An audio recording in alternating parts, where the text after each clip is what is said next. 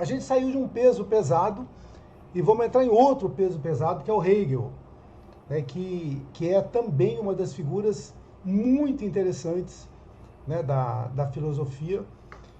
E eu penso que vocês também vão gostar bastante daquilo que o Hegel tem para dizer para a gente. Né? Então, eu vou começar aqui colocando já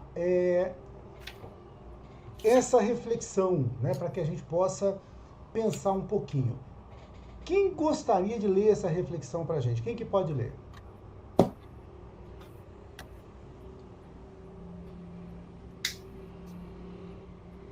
Posso ler. Beleza, obrigado então. O escravo do escravo.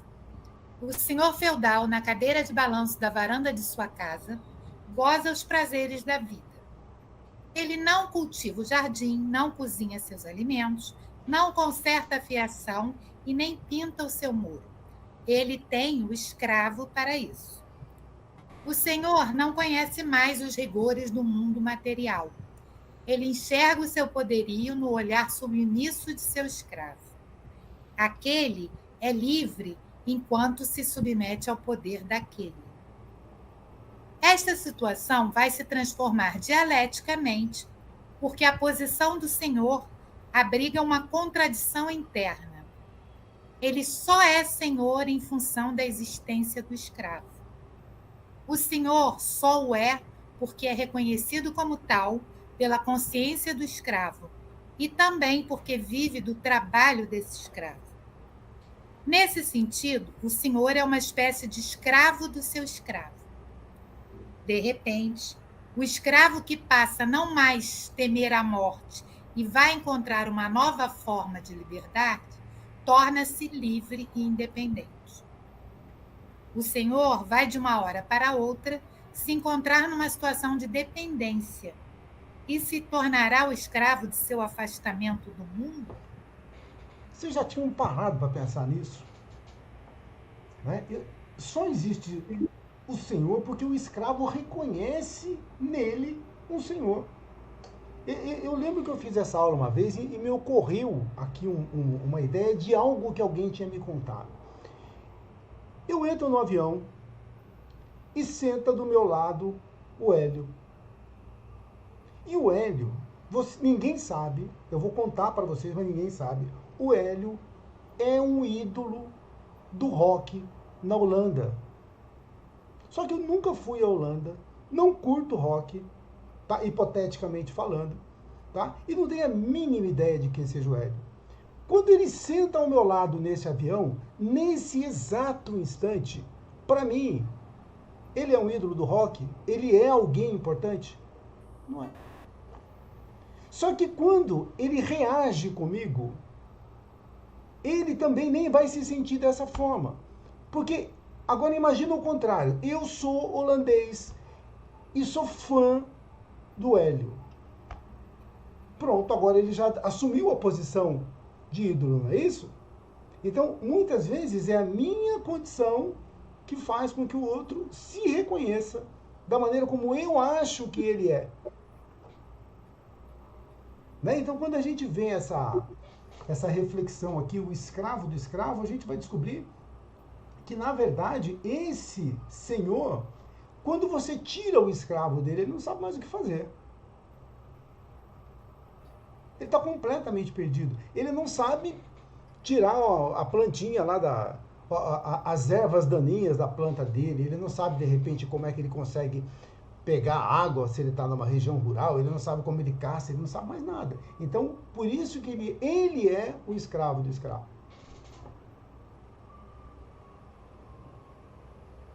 Então, é mais ou menos por aí que a gente vai hoje. Né? O Hegel, ele dá uma sacudida e muitas coisas. Olha, eu vou dizer para você, o Carlos que está aqui hoje conversando com vocês, eu sou um Carlos AH e depois um Carlos DH. Entendeu? Porque depois que eu entendi, que eu conheci a filosofia do Hegel, um pouquinho, porque a filosofia dele é muito complexa. Depois que eu tive, né, uma ideia do que é a filosofia do Hegel, até a maneira de pensar, em muitos aspectos, ela muda. a gente passa a ver as coisas de uma outra maneira. Né? E aqui ele usou uma palavrinha, que vocês vão achar no meio aí, chamada dialética. E essa palavrinha dialética do Hegel, ela é muito diferente daquilo que a gente estava acostumado a ouvir em outros filósofos, lá a dialética do Platão, né? Então a gente vai depois ver mais ou menos uma mudança nisso aí. O Hegel é esse rapaz que está aí, morreu com 61 anos, muito novo, morreu de cólera. Né? Aliás, esse conceito de muito novo é muito relativo, né? Porque à medida que vai batendo com a idade da gente vai falando que o cara é novo, né? Quando ele morre, com a idade próxima daquela que a gente tem, né? Então a gente sempre acha novo. Mas fez lá alguns... É alemão, né? E foi professor, e ele era um cara que rivalizava muito com Schopenhauer. Então, durante a época que eles estavam na universidade fazendo palestras, geralmente tinha 30 na palestra dele, 30, 40, 100, e na do Schopenhauer tinha 3. Né? Então, os dois acabavam rivalizando bastante. Né? Então, é uma época, mas o Hegel era um cara muito respeitado naquele momento. Né? E a gente vai tentar entender aqui o porquê de todo esse respeito. Então, ele está à frente de um negócio chamado idealismo alemão. E eu sei que quando a gente fala... Eu queria até, Patrícia, pedir desculpas para você, apesar de eu ter feito poucas aulas aqui, mas em nome de todo o grupo, se o Ricardo me permite também, porque às vezes a gente está acostumado com alguns termos e a gente usa esses termos de maneira assim natural, né? E às vezes a gente para e fala, puxa vida, para mim isso é tão natural, e para você vai ser daqui a pouco, para todos nós vai ser. E a gente às vezes esquece disso, né? E esses dias eu estava fazendo uma preleção numa casa e eu utilizei a palavra perispírito, que é uma palavra comum no meio espírita. E aí quando acabou a preleção, teve um cara que me chamou e falou, o que é perispírito? Né? E aí um outro que estava perto falou, não, quando eu for falar perispírito, fala forma, né? Que as pessoas vão entender. Né? Então, assim, a gente às vezes tomar esse cuidado, mas o que eu quero pedir para todos vocês é que quando tiver uma palavrinha que a gente não saiba o que é, pergunta. Tá? Porque às vezes aquela palavrinha, ela vai ser fundamental para que a gente possa entender o raciocínio lá na frente. Tá? Então, às vezes ela está na base do negócio. Então, daqui a pouco a gente vai entender o que é idealismo, tá? Pode ficar tranquilo. E ele tem fundamento racionalista, porque ele está vindo, ó, depois dessa turminha aí, ó, depois do Kant, depois do Spinoza, depois do Descartes, né?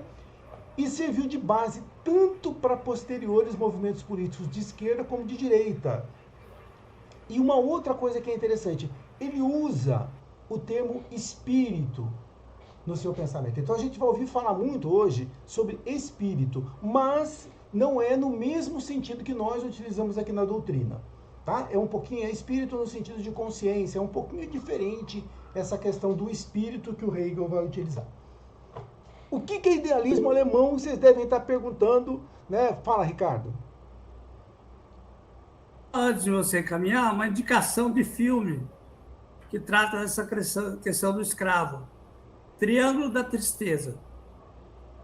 Ricos num iate que fica à deriva, vão parar numa praia. Os ricos não sabem fazer nada, então, a partir dali, quem se torna valioso são os empregados. E aí vai ter uma empregada japonesa lá que sabe fazer um pouco de tudo, ela vira a rainha. E é o que manda no pedaço. É o Hegel puro, essa inversão materializada. Eu lembro que em alguma ocasião alguém falou desse filme, eu fui correndo assistir quando acabou a aula, é fantástico mesmo, tá? Depois o Ricardo, se puder, coloca aí no grupo ou coloca no chat. Eu posto lá no grupo. Lá. Isso. Idealismo alemão. O que é isso? Ele concebe que o sujeito, eu, tem um papel mais determinante que o objeto no processo do conhecimento. Por quê? Porque tudo que o sujeito conhece, com certeza, é aquilo que ele pensa do objeto. Que, na verdade, o objeto mesmo, talvez ele não tenha esse conhecimento. Aqui agora, na minha janela, está chovendo. Talvez de alguns de vocês que estão aqui próximo de mim, deve estar chovendo também. Quando eu falo chuva, não é para você correr para abrir a janela, fechar a janela, não. É para você imaginar o seguinte: chuva, quando um pensa em chuva, ele pensa uma coisa. Quando o outro pensa, ele pensa outra. Não é assim? Então a chuva, para mim, eu posso estar achando que está bom porque faz tempo que não chove. O outro está falando, puxa, deixei a roupa no varal, então não está bom a chuva. Então cada um vai ver uma coisa. Então quando nessa ideia, tudo que o sujeito conhece, com certeza são suas ideias, suas representações do mundo, sua consciência. Se das coisas só podemos conhecer a priori aquilo que nós mesmos colocamos nelas, só podemos conhecer o pensamento ou a consciência que temos dessas coisas. A condição última do processo de conhecer é a existência do eu como princípio da consciência. Tá? Então, observa isso. Então, quando eu vejo um objeto, não é ele que eu conheço de verdade, mas aquilo que eu sei dele, aquilo que eu imagino dele. É claro isso para vocês? Tá? Aí, por quê? Porque eu vou ter essa subjetividade, que muitas vezes vai fazer com que isso seja muito diferente. Então, isso aqui, ó, tá bem, é uma definiçãozinha daquilo que é o idealismo alemão, tá? Depois a gente vai falar de idealismo de um modo geral, o que seria idealismo, tá bom? O que incomoda o Kant? O Kant, ele fez teologia e filosofia numa escola de pastores, tá? No seminário protestante durante 5 anos. Então, quando ele sai de lá, ele sai pensando assim, ele fala assim, puxa, o que me incomoda na ortodoxia cristã, ou seja, naquela intransigência que eles têm com relação às coisas, é esse aqui, ó, é um sistema de normas arbitrárias sob a alegação de que eram normas reveladas.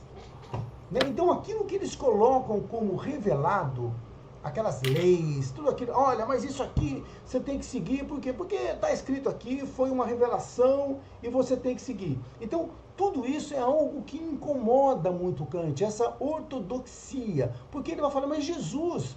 Hegel, tá? Porque Jesus, ao contrário, ele tinha ensinado uma moralidade racional, uma religião que estava adaptada à razão dos homens. Tá? Então, o que Jesus ensina pra gente é algo que estava adaptado à razão.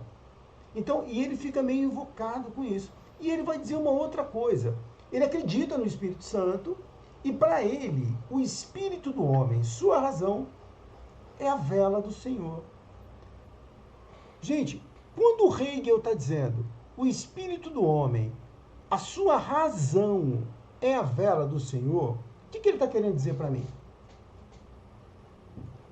Enquanto vocês respondem, eu vou tomar um copo d'água aqui, um pouquinho de água, só para refrescar a minha... Pode falar, né? grosso modo, eu acho que essa vela é, digamos, a nossa consciência a nos iluminar os nossos passos, uma inspiração, talvez, divina, mas dentro de nós. Não sei se é isso. Vamos lá, vamos continuar. Mais ideias aí. Quem tem mais ideias a respeito disso? O que a vela faz? No escuro. Tá escuro, eu acendo uma vela para quê? Clareia. Para iluminar. Para iluminar. Então, a razão do homem é aquilo que ilumina o seu caminho. Né? Acreditava no Espírito Santo e para ele, o Espírito do homem, sua razão, é que o guia. Então, o homem é guiado pela sua razão. Tá? Oi, essa ideia é muito básica do iluminismo, né? Sim. A palavra iluminismo já vem daí. O Kant fala em Aufklärung, o esclarecimento, né? Ouse saber. Então, a razão já vinha sendo o grande momento aí da Europa, né? No século XVIII, século do iluminismo. Sim. E você já reparou que nós, que somos espíritas, não sei se todos são espíritas, mas nós somos, eu particularmente, eu tenho uma predileção, eu gosto muito do racionalismo. Por quê? Porque o espiritismo não vai buscar muito essa fé raciocinada, ele não vai falar muito em razão pra gente. Né? Então, por exemplo, quando a gente vem falando em outros filósofos lá atrás, isso aqui é bacana, aquilo ali também. Quando a gente entra nos racionalistas, né? Para mim, Descartes, Spinoza, né? Esse pessoal, e depois a gente vai aqui chegando no idealismo, mas que também vai dar um valor muito grande para a razão, a gente fala, puxa vida, né? Que legal, né? Então agora eu começo a me identificar mais com esse pessoal. Né? Então, nós que buscamos essa fé raciocinada, que buscamos... E o Espiritismo é fruto desse momento. Né? Olha aqui onde que está o Hegel, quer ver? Ele nasce em 1770 e morre em 1830. Então, onde que vai nascer o Espiritismo? 1857, 20 e poucos anos depois, 26 anos depois. Então, nós somos um pouco de frutos também do pensamento racionalista, do iluminismo e tudo mais. Né? Ou seja, a gente faz parte desse... Né? O Espiritismo, ele faz parte de tudo isso aí. E ele vai dizer o seguinte, ele fala assim, ó, os judeus eram escravos da lei de Moisés. Tá? Eles era uma vida chata, uma vida sem amor. Tá? Se comparado com o grego, né? Lá na época de Platão, Aristóteles, né? De Atenas, então aquilo lá em Atenas era muito mais legal do que aquilo que os judeus viviam. E quando a gente para pensar, a impressão que a gente tem quando a gente vê a vida do judeu de um modo geral, não é uma vida muito quadradinha, muito cheia de regras. Não estou falando do judeu de hoje, eu estou falando do judeu daquela época. Né? A impressão que passa, eu não estou dizendo que seja isso, mas a impressão que me passa é uma vida muito dentro daquelas regrinhas. Né? Então, o Hegel ele vai dizer, olha, né, eu acho que eles são muito escravos dessa lei de Moisés. Né? Então, ele dá até uma esculhambada em tudo isso. E Jesus ensinou que o reino não pode realizar-se nesse mundo. O homem não é somente espírito, mas também carne. Agora presta atenção para isso que eu vou falar. O homem não é espírito, mas também é carne. Existe a igreja e existe o Estado. Existe a adoração, existe a vida, existe a piedade, existe a virtude, a ação espiritual, existe a mudança. Ou seja, ele não está falando sempre em coisas opostas? Ele não está buscando? Então agora a gente vai começar a entender um pouco daquilo que vai chamar da dialética do Hegel. Tá? Ele vai buscar nesses opostos. Platão dizia para mim assim, ó, quando você quer fazer uma discussão com alguém, então eu vou fazer uma discussão aqui com o Divanir. Então o Divanir tem uma tese, eu falo, Divanir, não gostei da sua tese, eu vou fazer um debate com você, eu quero colocar uma outra questão. Então eu estou colocando aqui uma antitese ou uma antítese, né? E aí nós vamos chegar juntos a uma síntese. O que o Hegel vai dizer? Não é só na discussão que isso vale. O mundo, o universo é dialético. Eu tenho o claro e tenho o escuro. Eu tenho sempre esses opostos. Né? O Marcelo está dizendo aqui, o homem pode perceber que é fruto das diferenças. Então, por isso que ele já começa a dar essas cutucadas aqui na gente, colocando esses opostos. Tá? E é a partir desse pensamento que começa a aparecer sua ideia de uma síntese, tá? Tais como finito e infinito. Tá? Então, a grande sacada do Hegel é a gente observar na própria vida nossa. Quando você observa na política, né? Um exemplo aqui, você tem, por exemplo, anos 70, época da ditadura militar. Então, o que aconteceu? Você tinha um movimento de extrema-direita. O que aconteceu em seguida, depois, no Brasil e na América Latina? Você teve um pêndulo que jogou para a esquerda. Não foi assim? Então, esse pêndulo ele vai jogando para lá e para cá, até a gente chegar no meio termo. Então, ele vai mostrar a vida é dialética. O mundo é dialético. O universo é dialético. Né? São sempre esses opostos que vão fazendo com que a gente possa evoluir. Vocês concordam com Hegel? Tem alguém aqui que discorda dele? Você fez me lembrar. Desculpa. Eu não posso concordar totalmente. A gente vê depois o Marx, né? Então, Marx era discípulo do Hegel. Isso, mas aí, professora, aí não é o Hegel, é aquilo que fizeram com as ideias do Hegel.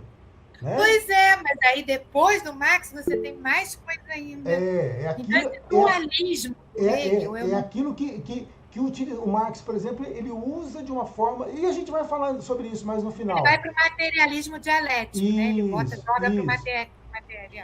Mas, enfim. As ideias dele acabam sendo distorcidas. Né? Desculpa, pode falar. Eu acho ele lindo. Mas concordar totalmente não consigo, não. Tá. E você, Iraí, o que você ia dizer? Essa sua observação dos opostos me fez lembrar uma frase que eu li essa semana sobre a vida do Milor Fernandes. E ali o repórter fala que o Milor Fernandes, aí ele cita um filósofo italiano que eu nem conheço, acho que é Gramsci, uma coisa Gramsci, assim. Antônio Gramsci. Gramsci. Obrigado Gramsci. pela lembrança. A frase dele que é a seguinte, dentro dessa questão de opostos, que o homem deve equilibrar o pessimismo da razão com o otimismo da vontade. Olha só. Isso aí. E na nossa vontade, coração, por exemplo, aí normalmente está a espontaneidade de querer, é isso que eu quero, a via é mais fácil tal. Porém, a razão nos chama para uma realidade, para um pessimismo, entre aspas. Então, ele diz que o segredo é equilibrar o pessimismo da razão com o otimismo da vontade. Bacana. Dentro, parece que tem a ver um pouco com o Hegel, né? Tá. Vai dentro dessa linha dialética do Hegel também. Né? Vai dentro disso aí. Mas vamos lá. Opa, deixa eu... Pode falar, Ricardo. Pode falar. Ricardo, seu som está fechado. Seu microfone está fechado. Ah, sim. Agora foi? Foi. Estão me ouvindo, né? Então, só para acrescentar e reforçar, e no sentido espírita, esse conceito para nós é muito importante. Por quê? No mundo espiritual, lá está se dividido por frequências vibratórias similares. Então, você tem a faixa lá onde os espíritos são muito parecidos. A dialética e o aprendizado se faz aqui. Porque é aqui que nós vamos conviver com o oposto. E aí, então, nós vamos ter o desafio de comprovar ou não a nossa condição espiritual, por exemplo. Né? Então, o aprendizado surge do confronto dos opostos. É inevitável. Imagina bem que se é fácil fazer o bem estando entre os que compartilham a mesma ideia, mas o difícil é fazer o bem naqueles que não. Sim. Que não valorizam isso, que são contra isso. E aqui na Terra a gente tem essa oportunidade.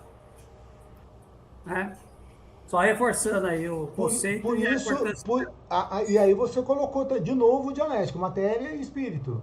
Né? Então, muitas coisas eu só consigo fazer encarnado. Né? É mais ou menos assim, é igual a outra escola, todo mundo já deve ter feito outra escola. Então, eu tenho a aula teórica e tenho a aula prática. Quando eu estou na aula teórica, lá no simulador, é uma beleza. Né? E eu estou lá brincando e está lindo. Então, isso aí é o mundo espiritual. Agora, quando você pega o carro e pega a Marginal Tietê, ou pega a Avenida Brasil lá no Rio, ou pega a Alberto Andaló lá em Rio Preto, deixa eu ver se eu consigo agradar mais alguém que está longe aqui. Né? Então, a gente vai vendo as dificuldades, né? Ou a Via Dutra aqui em São José, o Anel Viário. Então, quando eu pego o movimento, puxa, agora eu estou vendo que é diferente, porque lá no simulador, eu só dá game over. Agora, aqui não. Aqui, se eu bater, a coisa vai ficar muito mais complicada. Né? Então, na matéria, como dizia Platão, o corpo físico ele atrapalha muito a gente. Né? Ele tem vontades, ele tem desejos, ele tem fome, ele tem sede, ele fica doente. Então, ele, muitas vezes, é que vai testar aquilo que eu estou tentando assimilar.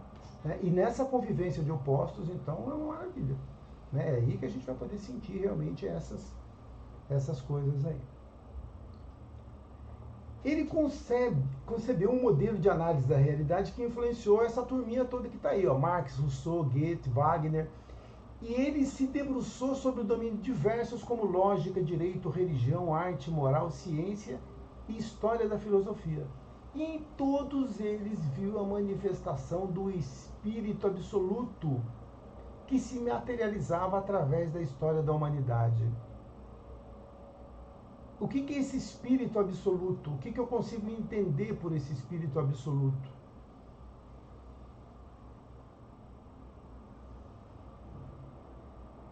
Espírito absoluto é a soma de tudo que existe, de todos nós. Então, quando você pega a soma de todos nós, você vai ter o universo de todos nós e de tudo que existe. Aí eu tenho esse espírito absoluto. Tá? Aquilo que eu poderia chamar de Deus. Mas no nosso caso do Espiritismo, a gente tem um Deus transcendente. Aqui no caso dele, ele vai dizer, não, A somatória de tudo isso é um espírito absoluto. Tá? Na filosofia do Hegel, a dialética permitiu compreender e elucidar a racionalidade do real. E ele coloca essa frase. Se você chegar ali no ponto do ônibus agora e perguntar para qualquer um que está ali, fala, meu amigo, me diga uma frase do Hegel. Ele vai dizer para você, o racional é real e o real é racional. Todo mundo vai te responder isso. O que eu entendo por essa frase? Eu entendo que ele é muito abusado.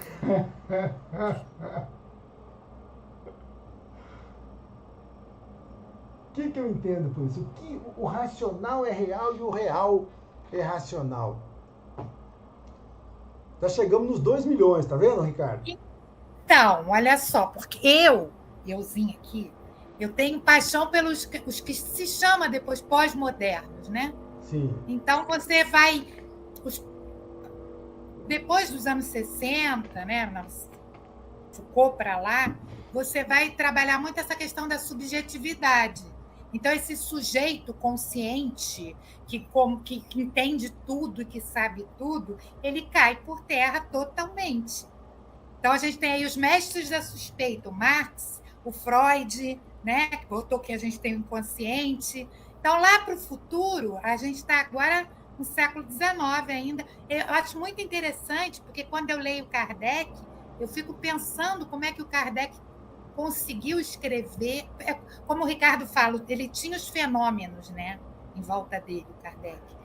Porque é muito difícil você lidar com essa concepção que existia na modernidade ainda, desse sujeito consciente e que alcança o todo. Eu realmente não consigo acreditar nesse modelo, né, que o Hegel criou.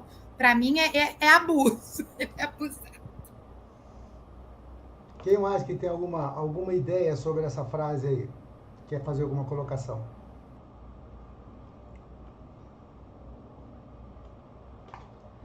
Dizer que o real é racional não é o mesmo que dizer que todo o real é racional. O que ele pretende fazer entender é que a razão ordena o real, de modo que a este real se faça racional. O sentido de organização, de ordenado, de idealizado decorre exatamente da intervenção do homem como ser racional sobre a realidade. A realidade está aí. Ela é. Só que dentro daquele caos, muitas vezes, eu não consigo entender o que ela me faz. Então, o que a minha razão faz? Ela ordena isso para que eu possa entender. Então, por isso que o racional é real. E, ao mesmo tempo, o contrário. O real é racional. Até porque eu não tenho subsídios para entender. Eu vejo aquilo que eu sou capaz de ver. Aquilo que eu tenho condições de ver. Só que aí eu ordeno, a minha razão ordena de forma que eu possa entender. Quantas coisas que eu já vi ao longo da vida, lá atrás, e entendi de uma forma. Por quê? Porque a minha razão permitia eu ver daquela maneira. Hoje eu vejo de outra, e daqui a pouco eu vou ver de outra, e daqui a pouco eu vou ver de outra. É claro isso.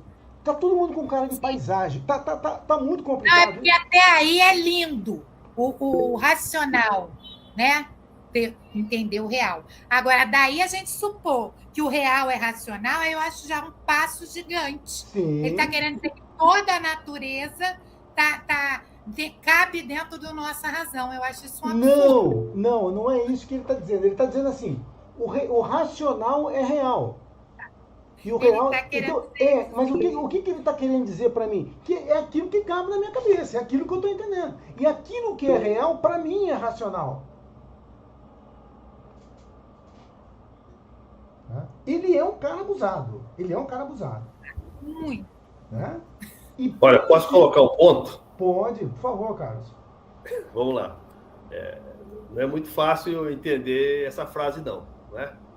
Mas aí, o meu entendimento, pessoal, é que é assim, a razão, entenda-se aí, vai a inteligência, ou ela é gerada pela inteligência, é que faz as coisas acontecerem, não é?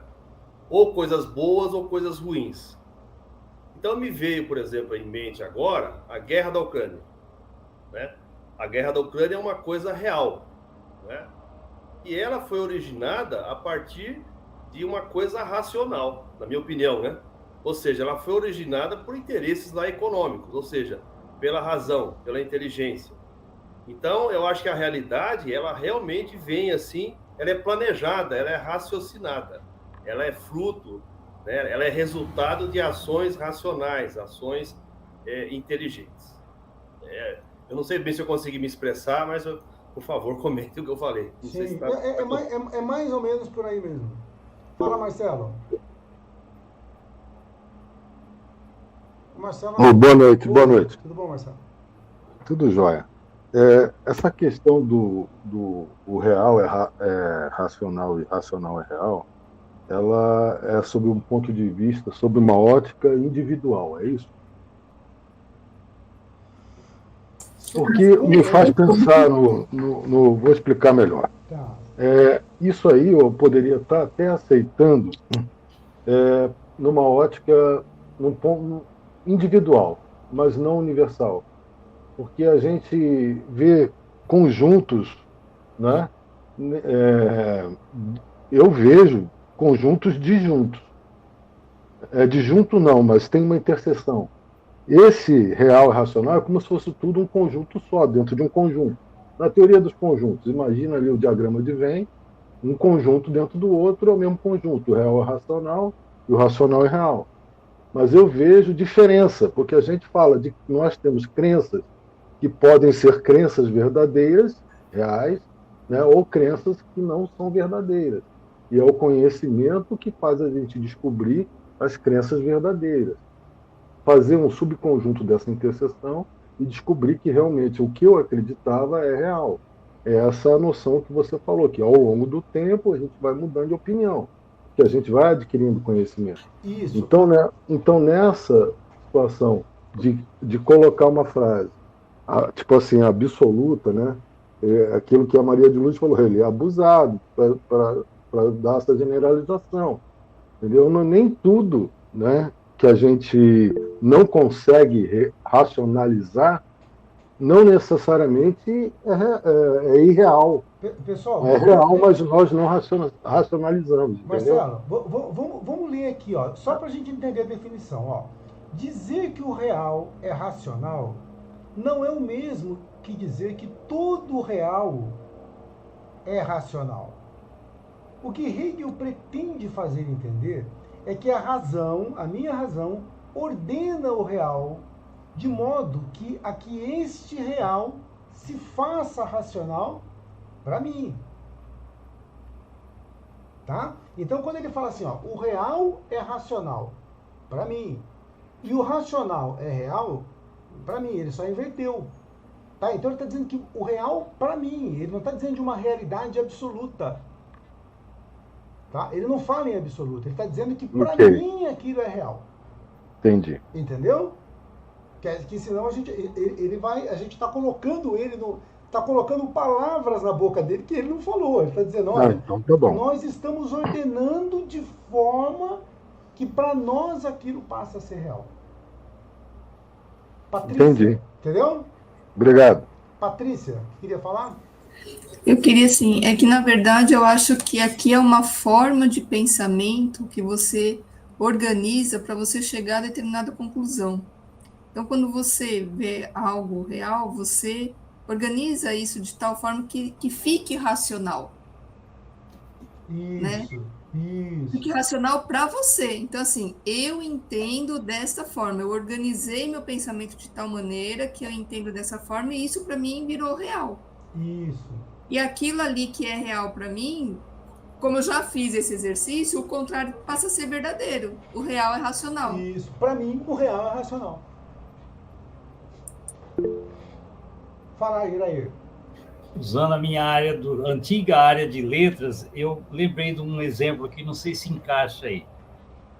A questão do abstrato e do concreto. Saci Pererê, de repente, se eu raciocínio a figura de um Saci Pererê como real, então esse Saci Pererê, esse real é racional, ele é fruto do meu raciocínio.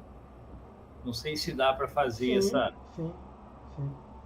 Certo? Então, o racional é real. Aquilo que eu raciocinei se tornou real. Eu criei uma imagem. A partir dessa minha criação dessa imagem, essa imagem é fruto do meu raciocínio. Então, esse real é racional. É fruto do raciocínio. É isso aí. Beleza? Clareou um pouco mais? Fala, Carlos. Está fechado o microfone. Ok, agora. Então, em relação ao que eu falei, dando um exemplo da guerra da Ucrânia, eu quis dizer assim, que a realidade, ela é sempre originada do racional. Eu acho que tudo que existe, tudo que acontece, não acontece assim ao acaso, né? Ou seja, isso foi raciocinado, isso foi planejado, isso foi discutido, foi refletido. Nem sempre considerando-se, vamos dizer, as virtudes. Nem sempre com boas intenções. Mas eu entendi nesse sentido que eu estou dizendo, que toda a realidade é o resultado do racional. É isso mesmo? A realidade é o resultado do racional. Sim, quer dizer, a realidade foi planejada. Né? Se ela foi planejada, ela foi raciocinada. É nesse sentido que eu ela gostaria foi de saber se idealizada em algum momento para que aquilo virasse realidade. Exatamente. Nesse aspecto, sim. Eu acho que não existe nada do que está acontecendo, do que aconteceu, que não tenha sido planejado, ou seja, racionalizado. E isso que você está falando tem muito a ver com o idealismo, tá? Então, são as ideias, tá? Então, existem ideais, ideias. Então, eu pego isso, por exemplo, eu pego uma mesa. Desculpa, passou uma moto aqui, eu não ouvi. Tá. Desculpa. E isso que você está falando é o conceito lá do idealismo, tá? Então, eu tenho alguma coisa na ideia, na mente, e aquilo vai virar algo, tá? Por exemplo, a cadeira. Então, a cadeira, onde que ela existiu? Ela existiu na ideia, primeiro. Sim. Tá? Na ideia de quem? Depois a gente vai ver na ideia de quem. E aí, depois, a gente pegou e quando isso vem para mim, é uma ideia desse espírito absoluto que vem para mim e eu transformo aquilo em cadeira. Pro Hegel, tá? Agora, o que eu imagino é assim, ó. Olha que interessante que é a filosofia. Então você vê o Kant que fala de uma moral, né, bacana, que ele fala que o que vale é a intenção. De repente vem um outro cara e fala assim, ó, de bem intencionado o inferno está cheio. Né? Então a gente vai tendo aqui na filosofia também esse movimento dialético. Né? Então vem um fala uma coisa, vem outro fala outra. E o que eu gosto muito de ver primeiro, antes do julgamento, antes de eu julgar o Kant, de eu julgar o Hegel, de eu julgar o Spinoza, primeiro eu tenho que tentar entender o que esse cara quis falar. Tá? Porque senão o pretensioso da história sou eu. Né? Então primeiro eu vou tentar entender o que ele quis dizer e entender o seguinte, nós só estamos aqui onde nós estamos hoje por causa do trabalho, eu estou falando culturalmente, intelectualmente, por causa do trabalho de todos eles, né? Que um foi se apoiando no outro. Então, de repente, o Spinoza fala uma coisa, aí vem o outro e fala, não, isso que esse cara falou não é... Então, ele desperta, né, esse movimento dialético. Então, é importante que a gente possa entender para a gente ver por que a gente chegou até aqui. Né? Então, isso é muito legal, né, para que a gente possa montar esse raciocínio. Fala, Marcelo. Não, é legal, esse movimento é bacana, a gente vai refletindo, vai conversando, vai chegando num ponto de conforto. Uma coisa que me trouxe à mente agora, sobre essa questão do racional real, é quando a gente vai no psicólogo, né? E a gente tem medos classificados como medos irracionais, né? Então a pessoa tem um pavor do cachorro e tal, às vezes o cachorro está passando lá do outro lado, aí o psicólogo faz um trabalho para dissociar, ou para trazer a razão para aquilo, ou seja, você não tem razão de ter medo, está do outro lado da rua, ele não vai te morder, entendeu? Mas aquilo, antes desse trabalho do psicólogo, aquilo era um medo racional, real, para aquela pessoa. Então, às vezes, a gente tem que desmistificar isso aí. Sim. Foi só uma situação. Espírito do mundo. Para Hegel, o espírito do mundo é a soma, a gente falou isso agora há pouquinho, é a soma de todas as manifestações humanas. Agora você vai entender o que eu estava dizendo. Dos conhecimentos, da cultura, da lei, do comportamento. Porque, a seu ver, só o homem possui um espírito. Nesse sentido, Hegel pode falar do espírito do mundo através da história. E ele vai dizer para a gente que ele acreditava que as bases do conhecimento humano mudavam de geração para geração. Por consequência, não existiam verdades eternas para ele. Não existia uma razão desvinculada de um tempo. O único ponto fixo que se pode ter é a própria história. Ou seja, qual que é a razão do mundo, o espírito do mundo hoje? É a somatória de tudo aquilo que nós pensamos. E aí, vai eu lá e digo assim, puxa vida, o Napoleão, ele não podia ter feito aquilo. Para eu entender aquilo que foi feito no aspecto histórico, eu só vou entender se eu pensar com a cabeça daqueles caras que estavam lá. Senão eu tenho um pensamento anacrônico. Eu estou pensando ontem com a cabeça de hoje. Eu não sei se você já teve esse tipo de pensamento, ou foi só eu que tive isso num momento de devaneio. De falar assim, puxa, eu queria ter tanto 20 anos com a cabeça que eu tenho hoje. É só eu que penso assim, ou vocês já pensaram isso também? É? Então, isso é absurdo, porque como eu hoje eu sou o que sou, porque por tudo aquilo que eu passei lá atrás. Então, eu estou pegando mais ou menos isso. Então, eu quero entender a história. Se eu pego, por exemplo, um filme de 30, não precisa nem muito atrás, 30 anos atrás, e vejo lá todo mundo fumando naquele filme. Eu falo que é absurdo as pessoas fumando. Absurdo era naquele momento você não fumar, para aqueles caras que estavam lá. Porque aquilo era o espírito do mundo. Né? A ética permitia aquilo. Entendeu? Então ele vai dizer, olha, eu não consigo entender a história desvinculada do seu tempo. A história vive mudando como a corrente de um rio. Olha, isso é poético. Uma corrente de um rio que flui constantemente. Não significa que a gente não possa falar sobre esse rio. Imagina a tua vida como um rio. Tá? Então não tem um momento que esse rio ele é mais verdadeiro ou menos verdadeiro. Até porque quando a água se movimenta aqui, é porque alguma coisa aconteceu lá para cima. Só que também são importantes as pedras e as curvas que existem no rio, bem como um ponto em que você se encontra e o observa. Aquele que vê o rio Paraíba em Caçapava, ele vê um rio. Aquele que vê o rio Paraíba em Paraibuna, ele vê um rio. Aquele que vê o rio Paraíba aqui em Santana, ele vê outro. E é o mesmo rio, só que ele está vendo momentos diferentes desse rio. E isso, para ele, é história. E do pensamento e da razão também não é diferente. Ela contém todos os pensamentos formulados por gerações de pessoas antes de você. E todos esses pensamentos determinam a sua maneira de pensar do mesmo modo como também o fazem as condições de vida do seu próprio tempo. Assim, não podemos afirmar que determinado pensamento está certo para sempre. Esse pensamento pode estar certo no ponto em que você se encontra. Uma coisa pode ser certa ou errada apenas em relação a um conceito, a um contexto histórico. Interessante? Então, culturas diferentes. Hegel é encantador. Não é? Mas agora, só para perturbar mais, eu não só digo que ele é abusado, como na minha cabeça, ele é o próprio Adão. O próprio Adão?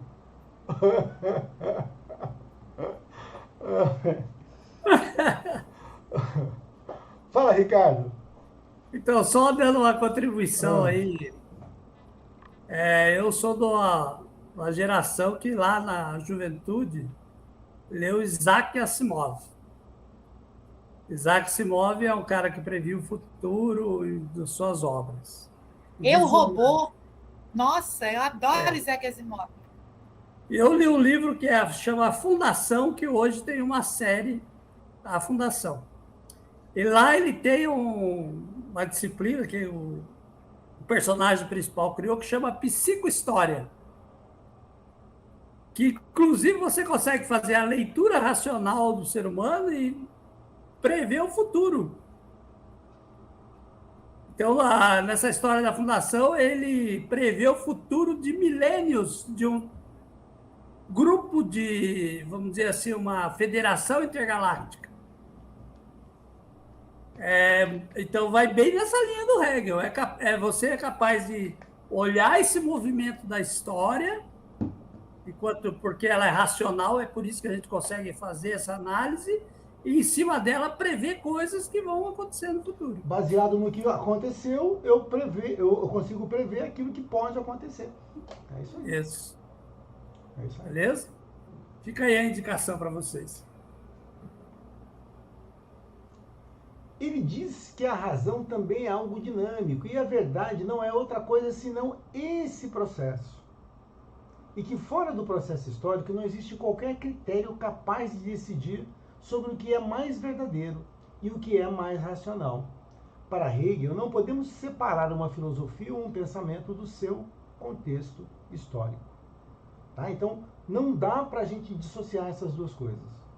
Tá? Não dá para eu sair daqui tecendo julgamentos sobre determinadas épocas e até sobre determinadas situações. Tá? Porque quando ele está falando em contexto histórico, vai ter um momento também que ele vai citar o contexto cultural. E eu estou enjoado de ligar a TV, de abrir jornais e ver muitas vezes pessoas de uma cultura fazendo julgamentos sobre pessoas de outra cultura. Entendeu? E a gente às vezes vê com a nossa régua aqui. Eu estou dizendo, poxa, aquele cara fez isso lá, e isso é um absurdo para mim, que mora aqui no Brasil. Mas para ele talvez não seja. Né? Então ele vai mostrando isso para mim. Olha, se pessoas que vivem o mesmo momento, em regiões diferentes, já não dá para eu fazer essa avaliação, calcula em momentos diferentes do contexto histórico. Né? Isso é muito mais complicado. Falei, aí.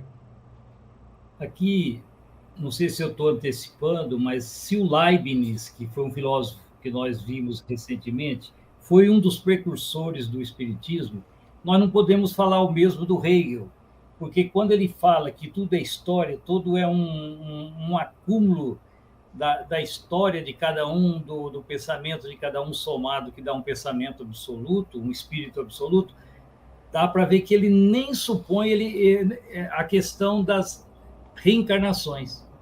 Ele não admite que a gente não vem zerado para cá, que a história que vai nos acumulando ensinamentos, né? Mas ele não admite, pelo que eu estou vendo, a doutrina espírita jamais vai ser influenciada pelo Kardec, não vai ser influenciada pelo Hegel, porque ele não prevê a questão da transcendência do conhecimento espiritual através de reencarnações pregressas. Não sei se... eu acho... O que vocês acham sobre essa fala de Iraí? Vou jogar você na fogueira agora, só porque você falou isso, Iraí. Eu, de certa maneira, concordo. Quando eu falei que Hegel é como Adão, é porque ele quer comer o fruto do conhecimento, entendeu? Ele quer, porque quer colocar a natureza, o mundo todo, o universo, sob as leis da razão humana. Então, eu acho ele muito Adão, para o meu gosto. Tá. Brincadeira, tá, gente? Só brincadeira. Como você falou, todos esses filósofos são muito importantes para todos nós, mas brincando, sim, eu diria que ele é o Adão.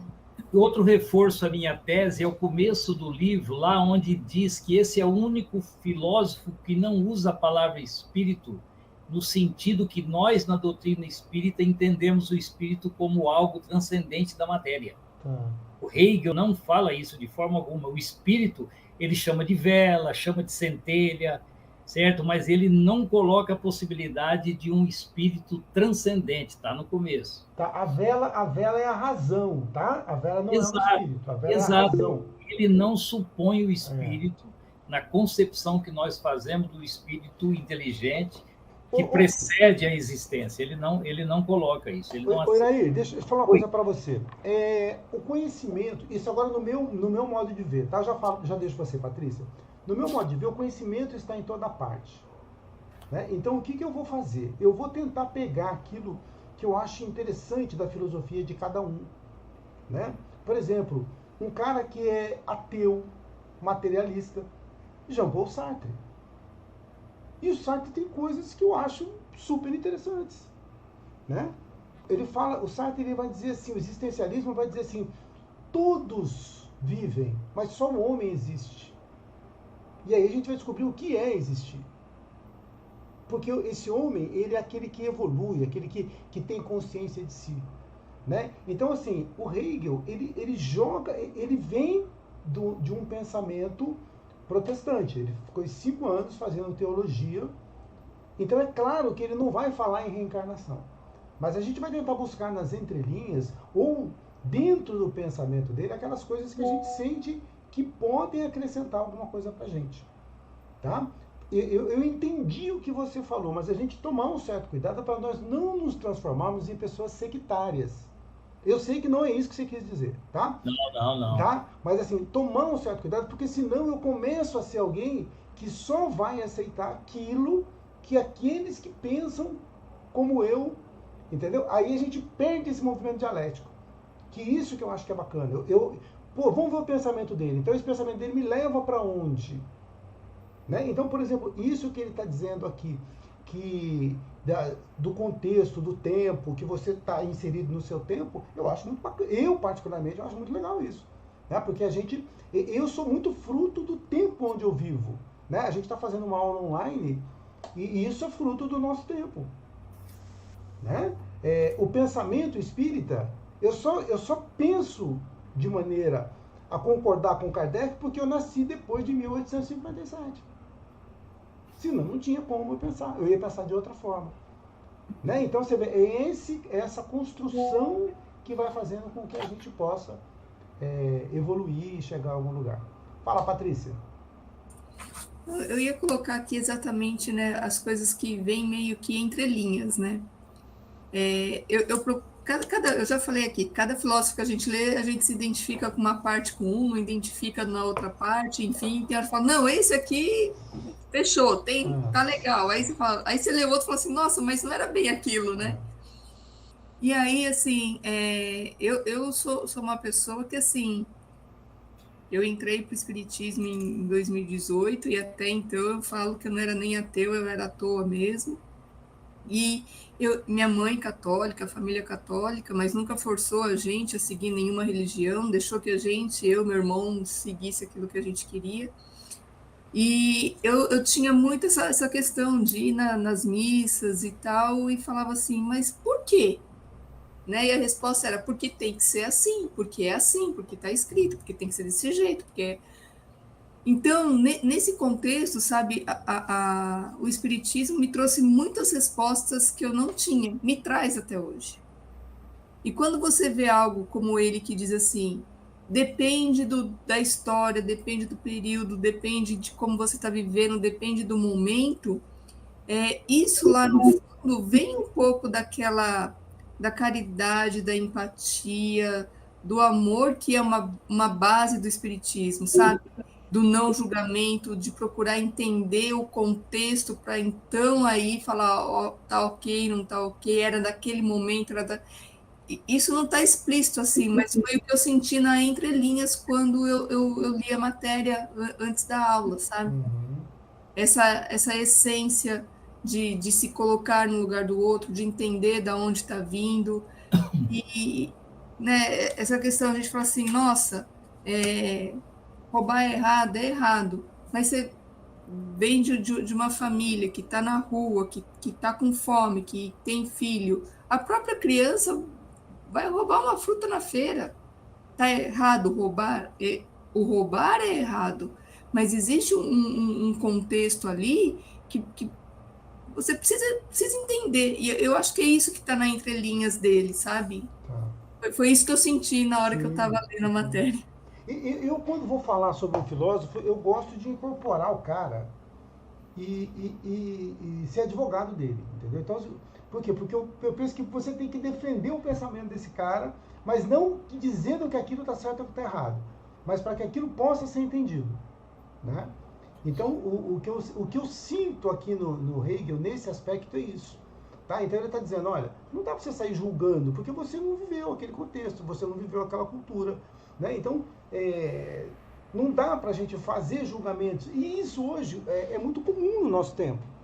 Né? A gente está julgando toda hora. Eu estou julgando a cultura do outro. O cara lá faz uma coisa do outro lado do mundo. Olha que absurdo. Entendeu? Então, para a gente poder entender essas coisas. Então, até aqui, eu vejo que esse pensamento dele é bastante coerente. Até com aquilo que a doutrina espírita fala. Né?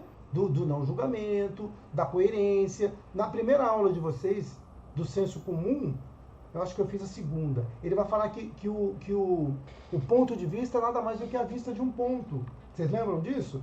Né? E isso tem tudo a ver com isso aqui. Então, eu não estou vendo o contexto. Né? Então, é importante sim. Tá? Agora, a verdade, ela está contida, né? Em tudo. Né? Então, é onde eu vou buscando isso aí. Né? Devagarinho a gente vai tentando buscar e entender aquilo que esses caras estão querendo dizer para a gente. Fenomenologia, ou seja, ciência do fenômeno. A ciência de tudo o que se manifesta na consciência indica o saber que o espírito adquire de si mesmo ao longo de uma série de experiências, na qual a consciência estuda a sua própria formação, ou seja, como eu consigo saber, como eu consigo aprender. Nada existe pronto, nem na natureza, nem no espírito. Tudo é processo, movimento que surge para logo desaparecer, numa gênese perpétua que nunca termina. Podemos comparar o espírito humano a uma composição musical, onde o som que vibra nesse momento logo se esvai para o próximo som aparecer em seu lugar, e assim sucessivamente. Ou seja, é um processo que nós vamos vivendo. E aí, Iraí, o que vai... Pessoa que eu nem mexer mais com você. Quando eu pego e penso do modo espírita agora, e encaixo isso, e vou falar do espírito, agora não casa, né? Esse espírito criado, simples e ignorante, e vai vivendo esse processo ao longo das suas existências. Entendeu? Então, ou seja, nada vem pronto. Nem na natureza, nem no espírito. Tudo é processo. Né? Então agora sim, então agora a gente já casou com aquilo que estava lá. Então ele não vai dizer sobre a evolução do espírito de maneira clara, mas ele está mostrando para a gente aqui de maneira intrínseca que sim, que esse processo. Então eu posso dizer, por isso que a gente fala do espírito no processo evolutivo. Então agora já ajustou um pouco mais. Mas só para ficar claro que, para você ter uma ideia, eu vou ler aqui, porque eu estudei o capítulo, e eu anotei aqui, ó, a meu ver, Hegel também é um filósofo que influenciou a fé raciocinada na doutrina espírita. Então, a colocação que eu falei que ele não ajudou em nada, a meu ver, ao espiritismo, quando eu falo não ajudou nada, não é que ele prejudicou o espiritismo, ele não influenciou Kardec, não ajudou porque ele não prevê a questão da transcendência do espírito em fases reencarnatórias pregressas. Mas ele influenciou na fé raciocinada, ele favoreceu o cristianismo contra a ortodoxia da religião mais hebraica do que pós-Cristo, né? O Velho Testamento contra o Novo Testamento, ele defende esses itens. A única coisa que eu não senti na escola dele, e esse texto que você leu aí, que nós lemos agora, ainda não clareou se ele fala de que o espírito vem com um repositório transcendental. Eu não vi. Esquece isso. Ninguém fala isso. Poucos filósofos vão falar isso. Exato. A gente vai ter, olha, lá atrás você vai ter Sócrates que vai falar em pré-existência da alma, tá? Nessas vidas futuras, Sócrates, Platão. Depois eu não me lembro de algum filósofo que fale isso. Tá? Pelo menos de maneira objetiva. Aristóteles mesmo já não vai falar. Né? De maneira objetiva eu não me lembro, tá? Mas a gente vai pegando aqui algumas coisas, tá? Que dá pra gente botar o sapato. Então a influência dele, por exemplo, o espiritismo, ele vem muito do movimento racionalista, né? E o Hegel é uma continuação. Tem o racionalismo e depois a gente vai ter o idealismo, né? E o idealismo a gente vai ver daqui a pouco que tem muito disso, de você ter uma ideia de alguém, e isso vem sendo colocado depois aqui. Então, quando a gente pega o Hegel, em alguns aspectos, ele vai ter sim uma influência Porque é esse conjunto. Então, de repente, Kardec não está falando assim, o rei é um cara bacana, não. Mas ele construiu essa ideia, né? Então, todos eles vão construindo essa ideia que vão desaguar depois lá na doutrina espírita. Mas vamos continuar que está ficando gostoso isso aqui. O espírito quer tudo, mas deve saber escolher o que o leve a algo essencial. Ou seja, essa consciência, esse espírito, nós queremos tudo, mas eu tenho que fazer escolhas daquilo que é importante para mim. E o que é importante para o espírito? Conhecer-se a si mesmo e tornar-se transparente para si. Esse terminho para si que ele usa vai significar aquele espírito quando já adquiriu consciência de si mesmo. Tá? Porque ele vai dizer assim, um pouquinho mais para frente, a gente vai falar, tem o espírito que não tem consciência ainda de si mesmo. Tá? E tem aquele que já tem consciência. Por exemplo, o homem, ele tem consciência de si. Outros animais não têm essa consciência nem de si. Tá? Então, é mais ou menos por aí. Descobre a pulsão infinita que o impele para a eternidade. Quer encontrar o Espírito infinito de Deus e com ele reconciliar-se. Porque ele foi expulso do paraíso. Então, o homem, ele traz... Olha o Adão que a professora falou. Tá? Olha o complexo de Adão aí. Então, como o homem foi expulso, ele é pastor, como o homem foi expulso do paraíso, então o homem quer se reconciliar com Deus. Por que o homem foi expulso do paraíso? Quem que lembra?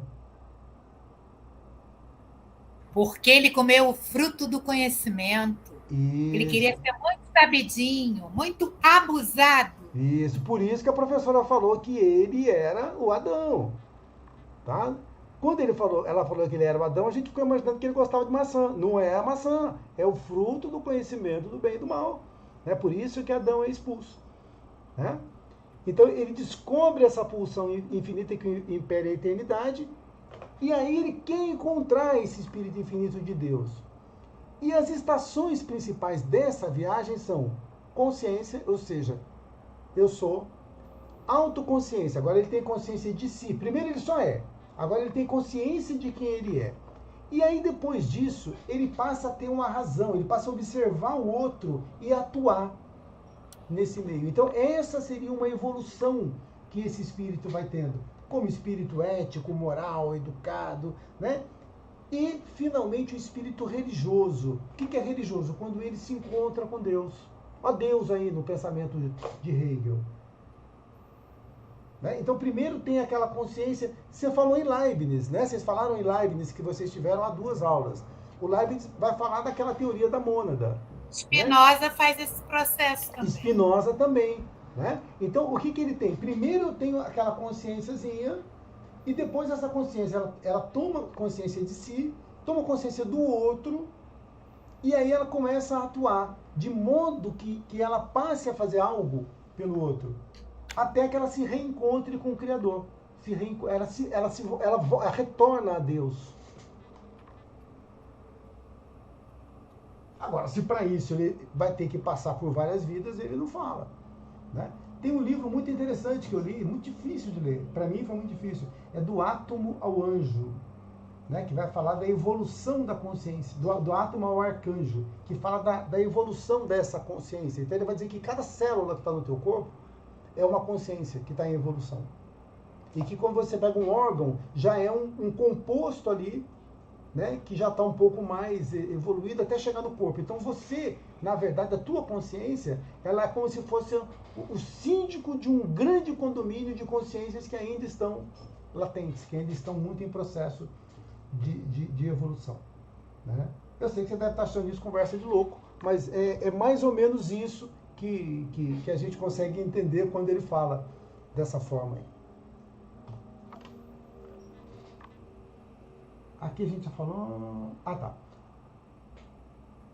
Tá, aqui eu acho que eu dupliquei. O que parecia um caos no começo, se organiza no fim, já sob a forma da ciência da consciência, deixando entrever que o espírito humano e o divino se encontram para celebrarem a perfeição final em que ambos se sabem unidos. Né? Então, ele consegue Então, esse espírito, ele vai ter toda uma trajetória, retorna a Deus já dentro desse espírito de perfeição. Gente, isso tem alguma coisa a ver com o espiritismo? Tem. Tem. Tem, eu Essa acho que parte- tem, mas eu acho que ele vai rápido demais, entendeu? Ele vai É. rápido. Não, mas ele não está O falando, espiritismo ele não tá falando quanto tempo que vai demorar isso. É. No sentido de religião e filosofia, ciência, filosofia, é questão de várias vidas, que parece que não tem esse viés de várias vidas, de reencarnação, mas o resto é tudo doutrina espírita. Tem muito a ver, não tem? Tem, ferra. E ele não está dizendo em nenhum momento aqui que isso vai acontecer em uma existência só. É a gente que está de marcação com ele. Né? Ele em nenhum momento ele falou isso. Ele está dizendo, não, vai acontecer isso. Né? É que a professora e você estão implicando com ele. Não sei por que vocês estão nessa implicância danada. Pode ser, tem razão. Eu, imagina! O espírito do mundo se desenvolve. Pode, Ricardo. Eu acho que. O que vocês acham dessa pergunta que ele falou? Será que o Hegel é um filósofo espiritualista? Espiritualista? É. Eu penso que sim. Eu penso que sim. Nossa. Olha, Ricardo, eu acho que sim, mas vai complicar muito essa ideia do espírito. Teria que ver melhor qual é essa ideia que o Hegel faz de espírito, né? A princípio ele fala espírito da história, espírito absoluto, mas é meio misturado o espírito para ele, né? Não sei, como diz o Carlos, eu estou de implicância com ele. Então, e é nesse sentido que alguns consideram o Hegel um filósofo obscuro. Ele teria que esclarecer o que é o espírito absoluto. Ele está falando de Deus ou não? Se ele fala do espírito através do tempo, que espírito é esse? Ele é metafísico ou não? Ô, Ricardo, você me fez lembrar a Patrícia perguntando o que é metafísica. Você entendeu? Esses caras, eles estão numa altura tão grande intelectualmente, que nós estamos aqui matutando para tentar entender o que esse cara falou. Entendeu? Eu imagino desenvolver esse raciocínio. Né? Sabe aquela coisa que fala assim, pegou o espírito da coisa, né? E aí ele põe aqui espírito, ele fala assim, o que você vai entender por isso é problema teu, eu vou escrever isso, entendeu? Então essa clareza que a gente está querendo de Kant, essa clareza que a gente está querendo de Hegel, essa clareza que a gente está querendo ter de Spinoza, entendeu? Esquece, esses caras eles não estão muito preocupados, eles saem escrevendo, por exemplo, niilismo. Tem um que usa niilismo com sentido, o outro usa niilismo com outro sentido. Não é verdade? Metafísica, não, assim, um usa num sentido, outro... Eles têm uma preocupação de construir conceitos. Isso. É porque esses filósofos mais famosos, eles criam um sistema tão grande que é complicado, é muito complexo. Você teria que ler toda a obra de cada um, entendeu? Para ver. E isso é o que você acabou de falar. Cada filósofo, o Spinoza, por exemplo, ele trabalha assim. Ele pega os conceitos daquela época moderna, lá do Descartes, do Locke, e ele dá uma invertida no conceito. Então, para você entender realmente o pensamento de um deles, você tem que estudar todos os conceitos, todo o sistema da obra. Ele vai falar você que lute para entender. O meu conceito é esse. Outra coisa, a maioria dos livros de filosofia, né, a professora aqui, ela está aqui para... Eu não leio direto do filósofo, porque se eu ler direto dele, eu li a Ética do Spinoza, por exemplo. Sim. Rapaz, eu li um livrinho desse tamanho, fiquei uns 5 meses lendo, porque você vai e volta, vai e volta, vai e volta. Eu diria até mais, Carlos. Nenhuma pessoa, mesmo um grande estudante de filosofia, nunca leu todas as obras, é impossível. Okay. O cara é especialista em Kant, ou ele é especialista em Hegel, entendeu? Não dá, não tem condição. A gente quer ter um painel, né? Um painel da filosofia, a gente vai seguindo e tentando, vai chutando a bola e tentando entender, é isso aí mesmo. E geralmente a gente vai ler alguém que vai mastigar o pensamento do filósofo pra gente. Né? Porque, assim, não espere essa clareza. Então ele vai falar, ó, por exemplo, o espírito do mundo se desenvolve através de 3 estágios dos momentos dialéticos. Tá? E o que é espírito do mundo? Ah, não sei, é isso. Vê minha obra inteira, vê se você consegue entender. Tá? Então, o que é espírito do mundo que a gente viu aquela hora? Não é a razão do mundo, é a soma dos nossos... Né? De tudo aquilo que nós conseguimos somar. Então, a soma... O que é o espírito da turma 43? É o nosso, junta os nossos pensamentos. Então, as nossas ideias. Faz uma média. Aquilo é o espírito da nossa turma. Entendeu? E esses 3 estágios são o subjetivo, que é individual, o objetivo, que é o social, e o absoluto, que é Deus. Esse último, por sua vez, se desenvolve em arte... Oi? Manuel falou? Alguém está com o microfone aberto. E esse último, por sua vez, que é o absoluto Deus, ele se desenvolve em arte, que é a expressão do absoluto na intuição estética. Ou seja, quando eu vejo uma obra de arte, e você pode chamar de obra de arte aquilo que você quiser. Como eu disse, O que eu estou falando? Eu estou falando da expressão de Deus naquela obra de arte. Quando eu falo em religião, eu estou falando da expressão de Deus, ou seja, expressão do absoluto, nessa representação minha com o divino. E quando eu falo em filosofia, eu estou falando de Deus na expressão do conceito. Né? Ele está falando da expressão de Deus, né, nesse conceito. E aí, o que ele vai dizer para a gente? Olha que bacana. Aquilo que aconteceu, acontecido ficou. Não pode ser desfeito. E recai sobre nós com a força de um fato consumado. Ou seja, não chore o leite derramado. Aconteceu, aconteceu. Tudo o que parecia separado conflui na direção dessa história, como os afluentes de um rio em direção à sua foz. O contingente ou acaso, a liberdade e o necessário. Esses elementos se solicitam uns aos outros e, apesar de opostos, tendem a formar uma unidade de contrários. Sua relação é chamada dialética por causa de sua interdependência, já que nenhum deles pode existir sem estar em diálogo com o demais. Eu sei que ninguém entendeu nada do que eu li aqui. O que ele está querendo dizer para a gente? Ele está querendo dizer o seguinte: aquilo que aconteceu só aconteceu da maneira como deveria ter acontecido. Então não adianta eu querer ficar buscando justiça ou injustiça na história. Tá? Eu não consigo. E isso seria perder tempo. Tá? Então aquilo que aconteceu, aconteceu e acabou e não tem que se discutir. Tá? E se o Hitler não tivesse... Não, mas ele teve lá, ele aconteceu.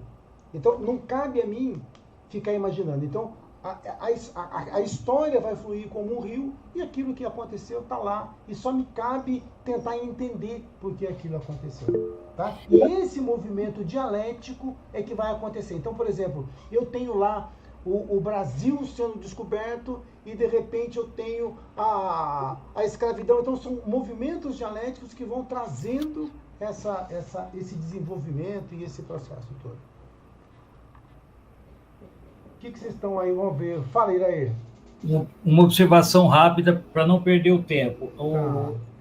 Mais um feedback para o Carlos, no meu entender, o Carlos Augusto, quando ele diz, né, que ele cita a guerra da Rússia com a Romênia, e eu tenho uma frase anotada aqui que eu acho que encaixaria como história pensada. Aquilo que aconteceu, acontecido está.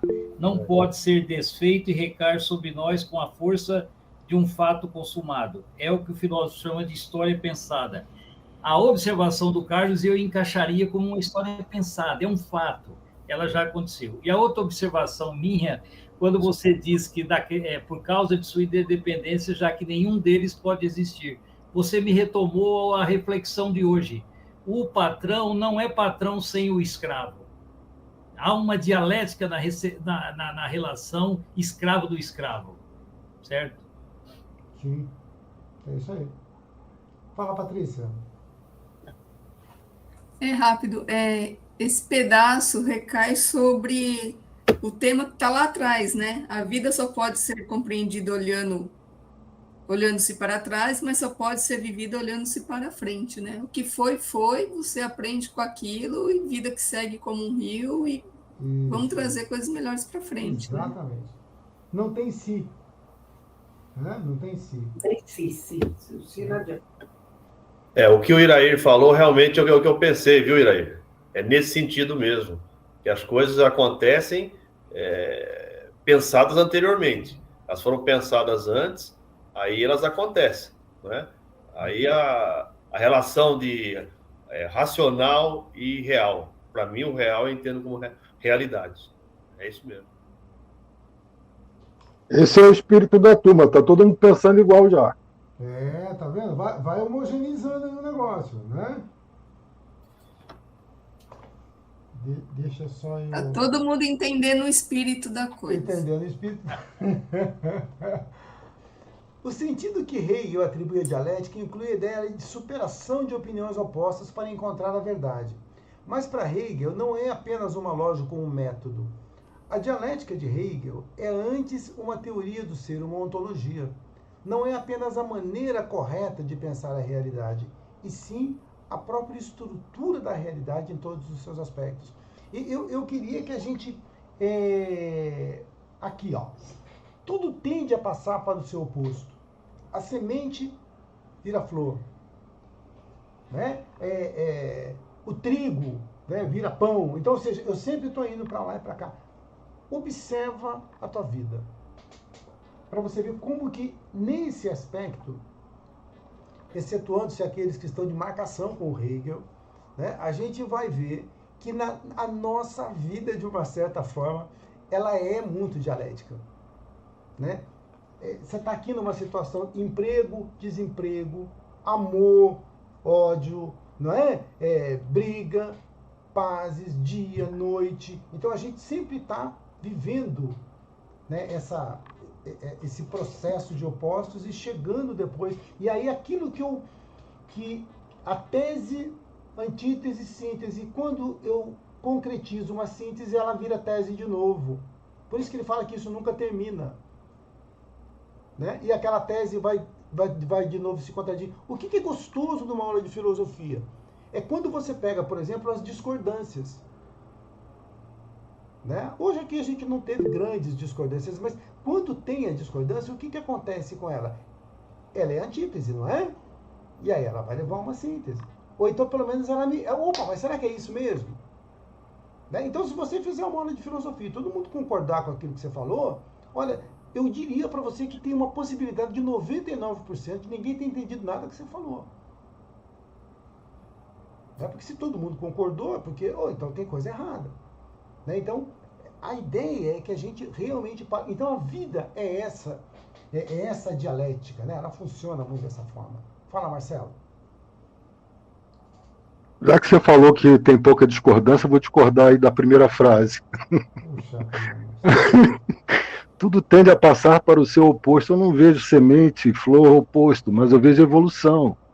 Eu entendo que processo, né? Tudo é um processo. A gente vai encontrando dificuldades que uma hora a gente vê que é uma dificuldade, mas faz parte daquilo, é preciso para a sua evolução, até mesmo espiritual, entendeu? Sim. Mas é isso, mas não vejo semente, flor. Ele quer dizer que a semente é uma coisa e flor é outra. Tudo a potencialidade, está na potência, ela né? cresce, então você se realiza em potência, na sua essência. Cada um tem uma essência. Ela nega-se semente e vira flor. Entendeu? Então, isso que ele chama desse processo de evolução. Eu acho que seria altos e baixos. Altos e baixos. A gente passa por altos e baixos. Isso. Então, deixei de ser algo. Então, o que ele quer dizer? Deixou de ser semente e virou flor. Tá? Então, quando ele fala em oposto, ele está querendo dizer isso. Deixou de ser algo e passou a ser uma coisa aparentemente diferente. Até porque, se eu chegar para você e mostrar uma semente, falar, o que é isso? Eu falo, uma semente. E se eu chegar a mostrar isso? Não, uma flor. Então, elas são coisas diferentes. Tá? Então, é isso que ele tenta passar para a gente no meu entendimento. Entendi. Mas diferentes no objeto, mas a essência é flor. Isso. Tá? O modo que ele está se apresentando naquele momento, se apresenta como uma semente naquele momento. Né? Mas aquilo vai passando e você se realiza na flor. Né? A sua essência. Enfim. Um pouquinho de Spinoza, a gente fica doido. Spinoza é fera também, hein, cara. Eu gosto muito Mas de é Spinoza. aí que eu entro com o meu queridinho, o Aristóteles. Porque, olha só, a flor é semente em potência. De potência, atualiza e vira flor. Então, a Isso aí. flor já está contida na semente, em potência. Olha que lindo. Agora, só para você não dizer que eu estou implicando tanto com Hegel, ele também é poético, às vezes. O Hegel é nosso amigo, é nosso colega. E você vê que são formas diferentes de se tratar. Então, o que Aristóteles vai chamar? Então, lá na filosofia de Aristóteles, ele fala assim, ó, isso aqui eu vou designar isso. Então, ato e potência. Aí vem outro e fala, não, eu vou chamar de opostos, porque eles não são iguais. Aí vem outro. Mas, no fundo, a gente vai ter um pensamento muito parecido. Né? Ou seja, uma coisa deixa de ser isso e passa a ser aquilo. Né? E nós também passamos por esse processo. O universo é um todo e nele o desenvolvimento se dá por esse processo. Agora, olha o que ele está dizendo. Tá? O universo é um todo. Imagina o universo como um todo e nele o desenvolvimento se dá por esse processo. Que processo? Da contradição. Processo dialético. Tudo é o processo de um todo pensante. Ó, então, esse universo pensa. A natureza e o homem são uma única coisa dentro desse todo. E aí, tá, desse pedaço para baixo já complica muito a minha cabeça. Ó, tá? Então, o universo... você que gosta de Spinoza, professor, você, o Marcelo, tem um pouco do panteísmo de Spinoza aí. Tá? Tem um pouquinho do panteísmo dele. Então, faz tudo parte, né, desse todo. E aí ele vai colocar agora algo que Spinoza não pôs, que é pensante. Então ele vai dizer, isso pensa. A natureza e o homem são uma única coisa dentro desse todo. Por quê? Porque a flor, ela não percebe que está se desenvolvendo. Mas o homem percebe. Por quê? Porque o homem tem consciência de si. Tá? Então, o homem, na verdade, ele estraga a sua autorrealização. Por quê? Por conta de estar nas experiências materiais e perder a noção da sua essência. Ele perde a sua liberdade, ele está coagido pelo sistema. Então ele acaba perdendo esse caminho, o caminho. Ele não se realiza no caminho porque às vezes ele é coagido pela pressão da opinião dos outros, por uma cultura e etc. E ele nem se descobre como essência. Entendeu? Mas é o que ele está falando aqui, ó. Não vamos fugir do que está aqui, ó. A flor não percebe. Então, a única coisa que ele está falando aqui é que o homem tem consciência do seu desenvolvimento. Mandou comer o fruto do conhecimento, dá nisso. Isso. Então, eu percebo que estou evoluindo. Ponto. Pô. Não vamos colocar coisa na boca do filósofo. Tá? Ele que comeu a fruta. Falou aqui entendeu? A gente que está acrescentando. Então, o que ele está dizendo? O universo é um ser pensante. Tá? Nós fazemos parte disso. Desse ser que se desenvolve. Então, o que ele está querendo dizer? E aqui tem uma outra pegada que a gente não notou. Tá? A gente está se pegando em detalhes e não pegou o que é fundamental. Ele está dizendo para mim que se o universo é Deus, e esse universo é um ser pensante que se desenvolve, então Deus não está completo. Porque Deus está em desenvolvimento. Então, e aqui que eu queria ver vocês brigarem, vocês não estão brigando. Pois é. Entendeu? Se Deus é perfeito, ele não pode não ser completo. Ele não pode ser completo. Já bate aí. Então, e uma coisa que mas tem uma coisa aí também que me chama muita atenção, me mexe, é essa questão de humanizar o universo. Sim. Como se o homem ainda fosse o centro do universo. Ele está nessa questão aí de que, como é que é? A flor não percebe que se desenvolve, mas o homem percebe. Eu acho isso meio muito, entendeu? Para minha cabeça. É ele comendo aí o fruto do conhecimento. Ele é o homem que percebe tudo, que sabe tudo, e que tudo está em volta do homem, certo? O universo. Não gosto. Tem esse egocentrismo, né? esse homem se achar o ó do Borogodó. Mas Entendeu? Se Deus é eterno, ele nunca vai chegar no estágio de desenvolvido, porque ele é infinito e, né, eterno e tudo. Então, por isso que o Deus de Spinoza é maravilhoso. Então, mas esse Deus... Entendeu? Porque ele não para. Entendeu? Ele está sempre em movimento. Tá, e a gente faz parte desse movimento. Mas, né?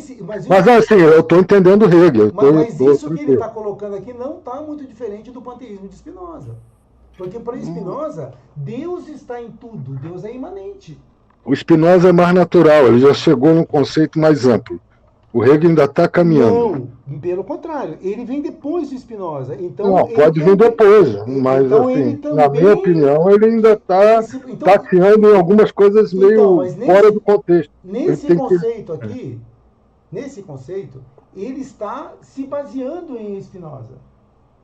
Quando ele vem falar isso. Para mim, ele está se baseando, de uma certa forma. Mas é aquele cara que leu aquele livro comentado, ele não acompanhou todas as obras do cara. Entendeu? Então, uma coisa que a gente tem que entender que é o seguinte... Ô, Marcelo, menos. Não, eu tenho que pegar, tem que ajudar a minha amiga conterrânea aí a pegar no pé do rei. A gente não está discutindo quem é o filósofo mais bonito, entendeu? Quem é o filósofo mais filósofo? A gente está colocando a filosofia do Não, eu entendi. Então, assim, eu falo para você, ó, eu torço pro Corinthians. Não, mas o Flamengo... Não, eu tô falando do Corinthians. Entendeu? Porque não tem como. Se eu sair fazendo comparações assim... Aí tem que ir no psicólogo para entender qual é a realidade. Né? Entendeu? Então, cada um... O nosso pensamento aqui é para tentar entender a filosofia dele. Ponto.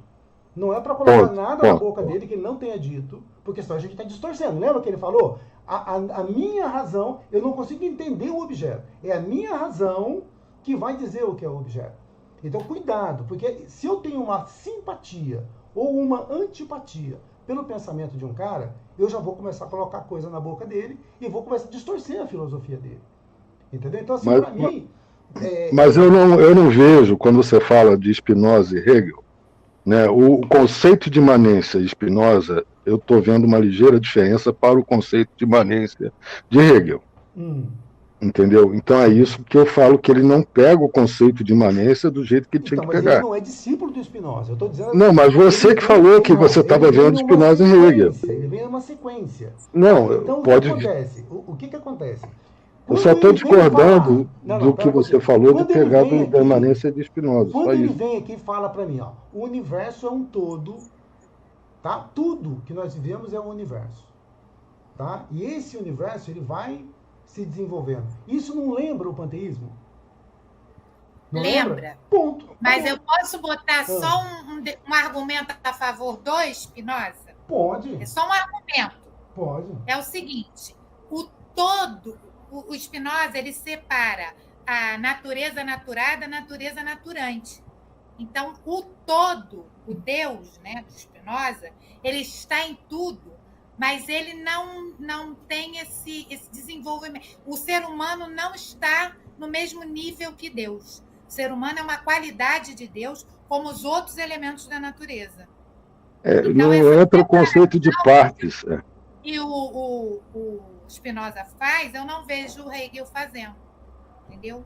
Só nesse ponto que eu defendo mais o Spinoza. Mas o Hegel também não está falando que o homem está no mesmo nível de Deus. Ele está falando que o homem, que essa somatória toda é que vai ser esse universo. Para ser sincero para vocês, o meu filósofo preferido é o Spinoza, né? Dessa turma toda aí. Adoro Spinoza. Tá? Mas, assim, você é um flamenguista defendendo o Corinthians, é isso? Não, eu sou. Mas é que eu não vejo, assim, é que vocês estão colocando uma rivalidade entre dois filósofos que eu acho que é descabida. Entendeu? Cada um tem a sua filosofia. Fica bom. Mas você que falou que estava faltando discussão, a gente está te ajudando. Não, cada um tem o seu pensamento. Agora você imagina, de repente os caras estão lá no plano espiritual dando risada da gente aqui, porque assim, eu acho que não tem como comparar, porque são pessoas diferentes com missões diferentes, né? Então cada um tem a sua filosofia. Eu posso ter o meu princípio, aquele que eu gosto mais, mas não dá para eu colocar palavras na boca, né, do filósofo e dizer, olha, ele tá... Não, isso aí eu tô achando que ele pensa assim, mas não está escrito em nenhum lugar que ele pensa dessa forma. Fala aí. Ó, eu não gosto de estourar horário, a gente já estourou 5 minutos, hein? Mas é por isso que eu fiz questão de fazer essa observação, porque eu acho que concilia esse antagonismo Spinoza e Hegel. Por paradoxal que pareça, o Hegel se tornou, a partir de hoje, o meu filósofo preferido. Por quê? Porque ele, além de falar da natureza imanente, que é o que o Marcelo defende do Spinoza, ele dá a vida da poesia a essa natureza. Se não vejamos na página 160, da mesma forma, se enterrarmos o grão do trigo, olha aí, natureza, ele morre, dá a negação do trigo, desaparece como grão para que a planta surja como espiga. Produzido o grão, a planta morre. Este processo não é sempre idêntico, pois ocorrem alterações nas plantas. Segundo a concepção dialética, a passagem do ser ao não ser não é aniquilamento, destruição ou morte pura e simples, mas movimento para outra realidade. Ou seja, ele fala, assim, da imanência da natureza, dando a poesia à natureza, uma identificação de morte e vida, renascer, ser, não ser, voltar a ser. Eu até citei aqui, ouvir o cio da terra, ouvir a música drão, ler o poema O Relógio, do conterrâneo de vocês aí, Cassiano Ricardo, que dá um exemplo dessa imanência e vida nas duas visões, Spinoza e Hegel. E mudam algumas palavras, alguns conceitos, mas dentro disso, então, o que eu fico imaginando? O universo é um todo, tá? O universo é um todo, e nós estamos dentro disso, fazendo parte de tudo isso. E por que ele cita a flor que não sabe que evolui e o homem que sabe? Você conhece algum outro ser nesse planeta, ou dentro do seu grau de conhecimento, que tenha consciência da própria evolução? Diz mais um. Não sei. Ué, então ele fala do homem. Se tivesse mais um... Mas eu não sei como é que os outros seres pensam, como é que eu vou saber se eles têm ou não? Então, mas se ele tiver... Então, não existe outro ser que seja do nosso conhecimento, que tenha essa consciência, que utilize a razão. Pode ser que exista, mas então, no pensamento dele, ele vai falar assim, olha, quem eu sei aqui, quem eu conheço, isso lá em 1700 e pouquinho, 1820, por aí que ele deve ter escrito isso, quem eu conheço que tem inteligência e que usa a razão é o homem. Então ele fala, a flor não sabe que evolui, mas o homem sabe. Ele não significa que ele está colocando os outros seres abaixo, ele está dizendo do único ser que ele conhece que utiliza a razão. Então, ele está valorizando a razão, e esse discurso que valoriza a razão, ele lá no século XX, XXI, agora no XXI, né, vai dar problemas e problemas e problemas, esse lado racional do ser humano, o colocar tudo na razão. E aí, então, quando a gente vem com Freud, depois de Freud, Nietzsche, vão trabalhar em cima disso. O ser humano não é só racional. Isso. Então, essa valorização exacerbada da razão. A dialética, professora, não é a dialética de novo do Hegel? Sim, Ou é sim. a dialética do Hegel de novo? Mas então, o mundo é dialético, eu acho essa ideia dele linda. Agora, vou concordar com o Iraí, que ele é bem romântico, assim, bem poético. Essa parte dele é bonita também. Tem coisa boa no Hegel, tá? Mas não é o Flamengo, tá bom? Não. Ele propõe em sua filosofia que o Estado está acima da família e esta, por sua vez, acima do indivíduo, em se tratando de uma escala de valores e interesses, ou seja, o coletivo é prioritário ao individual. Ele identifica o Estado com o absoluto. Esse pensamento deu origem aos governos totalitários do século XX. Utilizaram a maneira de pensar do Hegel, tá? E aí alguém foi lá, se apropriou disso e trouxe. Então o Hegel não tem nada a ver de alguém absolutista, mas aí as pessoas aproveitam aquilo para poder trazer, né, esse pensamento aí. Tranquilo, pessoal? Beleza? Mais calmo? Todo mundo mais calmo agora? Tá? Gente, eu acho que eu tive a oportunidade de fazer só uma aula nessa turma. E naquela aula que eu fiz, eu disse que filosofia é isso, é discussão. Eu não sei se todos estavam aqui, são tantas aulas, estamos na 20ª já. Filosofia é isso, é discussão. Então, quando a gente faz uma aula, e a aula vira isso que virou, uma discussão saudável, uma discussão gostosa, a gente conseguiu, eu pelo menos vou deitar ali agora na minha cama, daqui agora não, daqui umas 2 horas, e vou dormir tranquilo, porque eu falo, não, a gente conseguiu cumprir o nosso objetivo. Né? Então, filosofia é isso, né? A gente debater, a gente, cada um tem um pensamento e a gente vai colocando, e não existe certo e errado, né, no meu entendimento. Então, um gosta mais de Spinoza, outro gosta do Hegel, outro gosta do Kant, outro gosta do Platão, e aí a gente vai tentando extrair, porque em todos eles vão ter pontos onde eu concordo, pontos onde eu discordo, mas eu vou sendo convidado a pensar.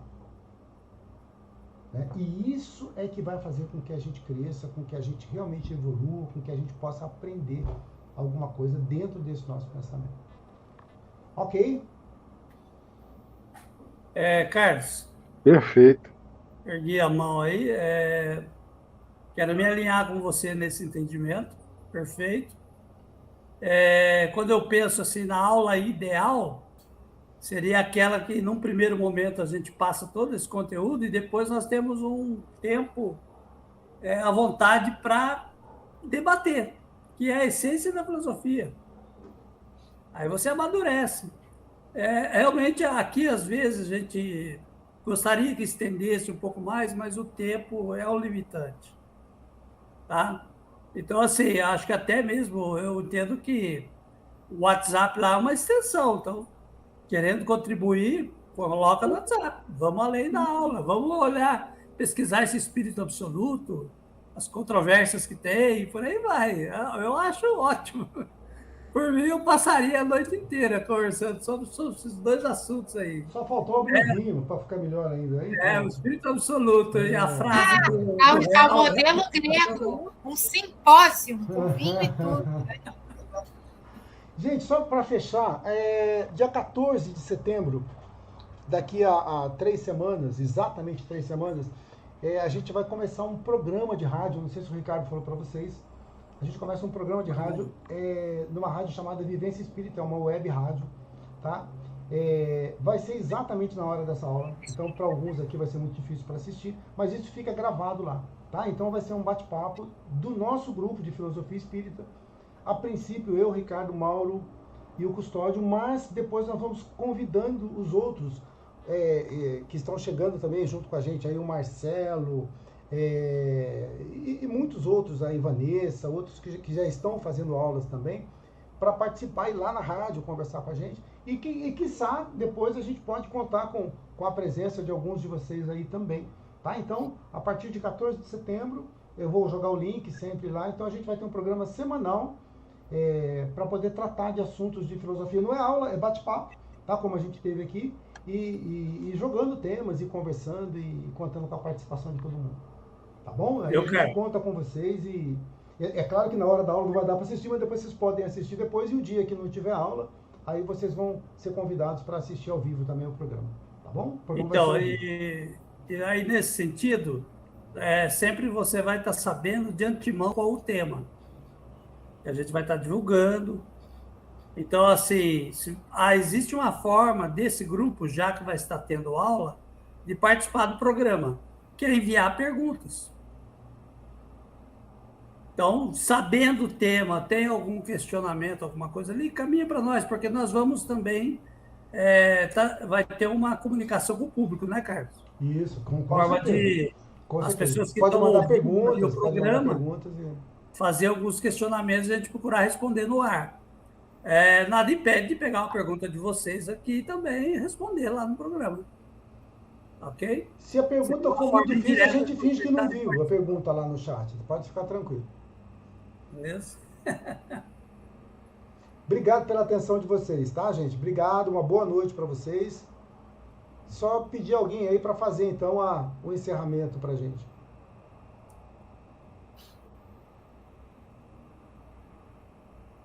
Só um. Pode fazer aí, pode fazer aí. Beleza, obrigado, Marcelo. Faz aí, então. Marcelo vai fazer. Não, falei aí. Não? Pode fazer aí. Pode fazer, Marcelo.